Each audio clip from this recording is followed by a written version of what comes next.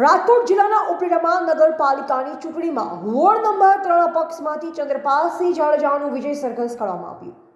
ઉપલેટા નગરપાલિકાની યોજાયેલ ચૂંટણીમાં અપક્ષ વિજેતા ચંદ્રપાલસિંહ રણજીતસિંહ જાડેજાએ રાજકીય પાર્ટીઓ કરતાં પણ વધારે અને ઉપલેટાના ઇતિહાસમાં સૌથી વધુ અને એકતરફી 2565 મત અને જંગી લીડ મેળવી પોતાનો વટ પાડી દીધેલ।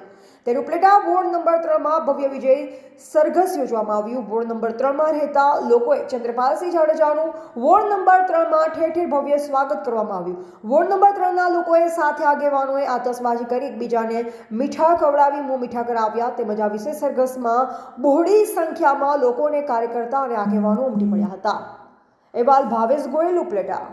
આજ રોજ યોજાયેલી ઉપલેટા નગરપાલિકાની ચૂંટણીમાં ભારતીય જનતા પાર્ટીએ મને ટિકિટ ના આપતા મેં વોર્ડ નંબર 3માં અપક્ષ દાવેદારી કરેલી, જેમાં મને લોકોનો પૂરેપૂરો સાથ અને સહકાર મળ્યો અને 2565 મત મને મળ્યા, જે અત્યાર સુધીના ઉપલેટાના ઇતિહાસમાં સૌથી વધુ મત છે।